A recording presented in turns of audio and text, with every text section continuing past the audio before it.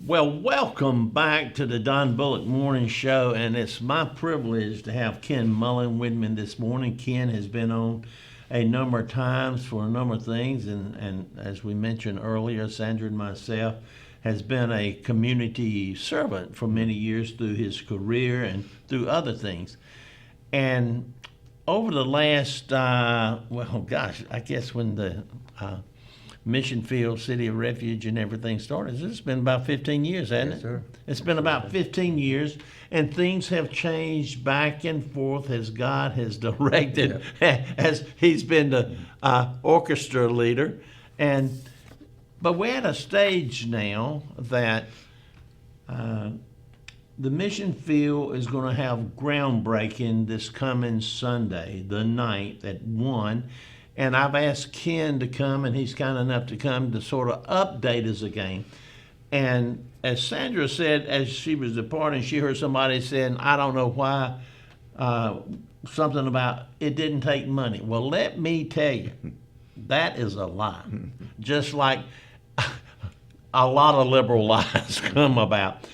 But right now, Ken, why don't you sort of update what the protocol has been, the where we are, kind of sort of maybe some dollar figures that would round it out, and what our needs are. And I am blessed to have been part of this committee that has created or helped work on this, and it's been a effort. A project. It's been a project.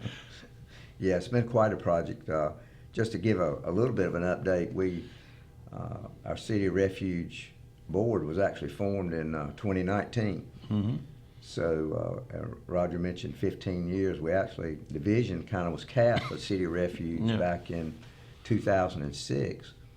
So it's been kind of floating around. We've had starts and stops, but once we formed that City of Refuge Foundation, things began to kind of take off a little bit. We kind of prayed, God, where do you want us to go? We looked at several different ministry opportunities, and the City of Refuge itself is a mission that's designed to provide a Christ-centered community of caring that will minister to the spiritual and physical and educational, emotional, and rehabilitative needs of individuals and families. And so when we took that on as our mission, we began to pray and ask God, what is it that you want us to do here first? And we looked at several different things, but everything kept coming back to what is now known in the community as Mission Field Park. So Mission Field Park, we determined that that's what we believe God wants to do first, primarily because we could serve the most people in the community through a inclusive, accessible playground. Let me stop. All-inclusive park. All-inclusive, yes, sir. We spent a great deal of time with a design team made up of physical therapists, occupational therapists, special needs families, to see what type of elements or pieces that we needed in the park that, as much as we could, design this park, this playground, to be accessible and inclusive to any kid, so that families could come there together. So the park itself, the playground, is a 24,000 square foot playground with a number of elements within the playground that will, if a kid in a wheelchair can get up to play, a kid with a mobile walking device could get up to play, a kid that doesn't need any of those things can come and play. So the whole family, we wanted to include the whole family, where so many times a child in a mobile device can get up to the playground, but they can't do anything on the playground. Just sit on the sidelines. That's right. So we want to make sure that we took all that into account. So 2022, April of 2022, Mission Field Park was launched, is the word we like to use, into the community. We felt like we had the blessing of God. We prayed through it. This is what we need to do. We'd done all the design work. We had national vendors come in, make presentations to our design team and our board. We narrowed that down to 2 national vendors, and then those 2 national vendors came in and gave presentations to our board. And we made a selection of Carolina Parks and Play out of Cary, North Carolina, because they are nationally known vendors, and we had seen some of their work. So they've been very supportive in this as well. So that's kind of, we launched in 2022. If anybody's been by the site in the last 2 weeks, they've seen some dirt moving. And that's, we hit what we call a milestone. There's several milestones in this ministry that I could just spend an hour with you just talking about what God's done through it. But we hit a milestone of $1 million to begin our infrastructure work. And I've always said there's a lot of people don't get excited over infrastructure because it's curb and gutter and water and sewer and paving and that type of thing. But you got to have those in order to move forward. No doubt. We consider that a phase 1 of this Mission Field Park project. Once that's done, we're still in a fundraising mode. I'm not sure Sandra mentioned that to us during the break, that people were talking about it doesn't take money. Well, yes, it does take money. We're talking about somewhere in the neighborhood of a $5 million project. The playground itself is about just a little over $2 million for all the elements of the playground. And one of the features of this playground, Roger, is that it's a soft surface field. It's, to my knowledge, there's not one in this area, but this foundation or the covering for the field, the surface of the field actually has a 9-foot fall radius on it. So it's a very soft, pliable type field that will be under the playground. The Miracle League baseball field will have a soft surface field on it as well. And that is designed so that it is acceptable, that's a good word, acceptable and inclusive, because some parts are inclusive, but they're not accessible. Yeah. So we paid a lot of attention to that as we were designing this field. And what that means is that wheelchairs and mobile devices will be able to go all over this playground and all over this baseball field. You know, it kind of breaks my heart that there are a lot of kids left out of physical and team activities simply because they don't have fields that they can play on. Right. So that's a big deal. Well, those that are not affected take it for granted that everything's okay. But if you look at statistics in our schools and our families and our community, there is a large percentage of some form of disabilities that would prevent. And it's not only 8 years old, 12 years old, but 40, 30. And this center is for the whole group. Yeah.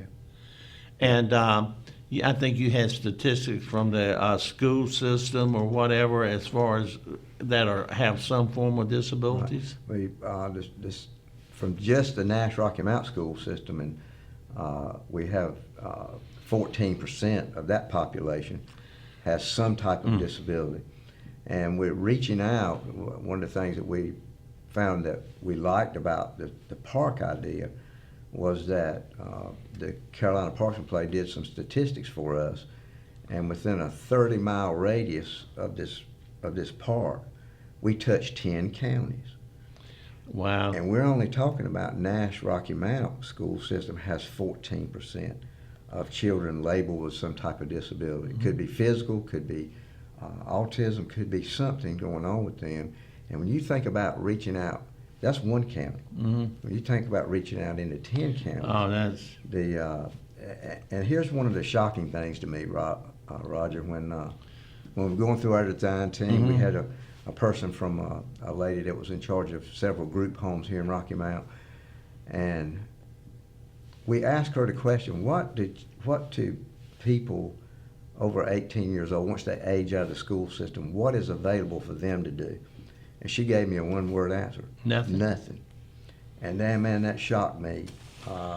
And this park, and with the Miracle League playground especially, we know we can have some leagues that can be separated by age range, just like traditional leagues, that can include those people as well. Well, see, that's right. And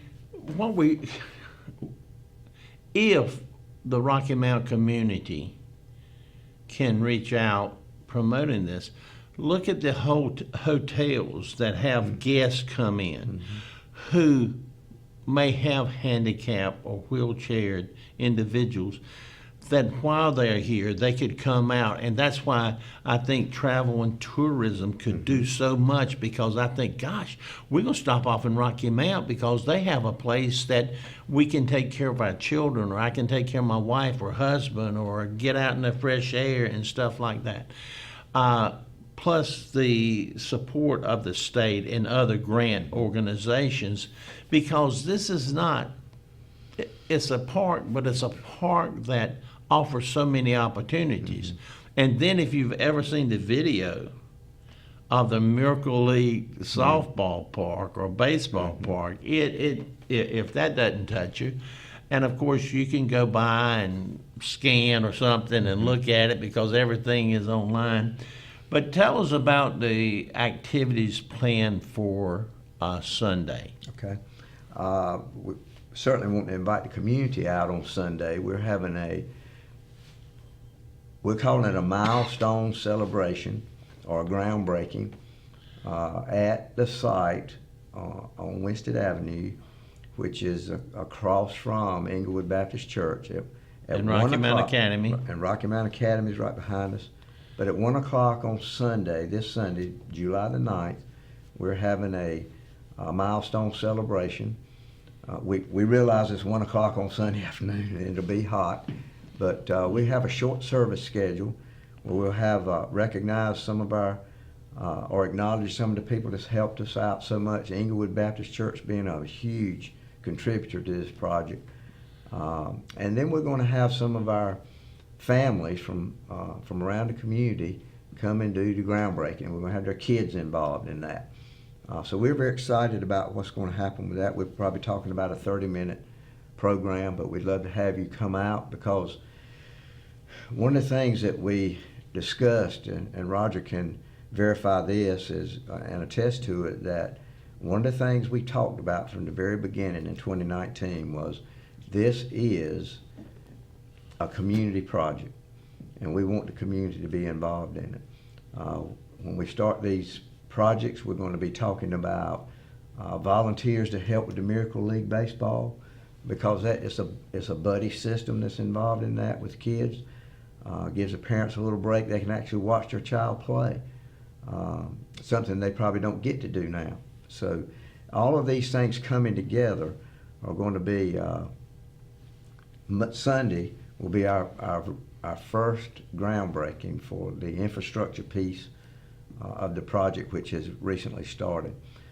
Phase 2 of the project will be the playground itself, and then phase 3 will be the Miracle League baseball field. So for those who are interested, we've got several opportunities that you can contact me about, contact Roger about. We've got opportunities for some naming rights, opportunities for honor in memory of or in honor of maybe a loved one in your family. So there are all kinds of opportunities available that we want everybody to be able to participate, and we want people to be able to say, this is a place where families can come and relax and have a good time with all of their children, regardless of what their abilities are. And this is just phase 1 of this project of City of Refuge. Roger, you know that we've got a lot of things that we're praying through, but this is just the first thing that will go in what we call City of Refuge will be Mission Field Park. Right now, to complete phase 1 and 2, we probably need about $1.4 to $2 million. But if we complete everything, because there's 32 acres that has been given or will be given to the foundation, to the City of Refuge Foundation. But it could be $15 to $17 million project when it's completed, because there are other things for specific areas of need in our community that is ongoing. And hopefully we can assist some things that other entities in the area need. But let me again say, Ken, thank you so much.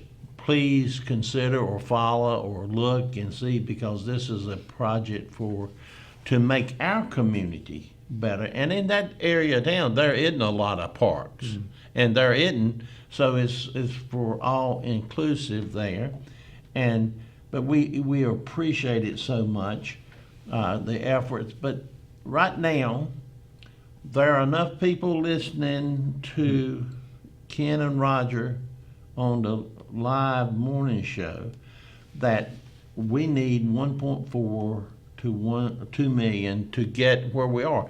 And for whomever said it was not expensive, it is expensive, and has gone up since we once we have started the project.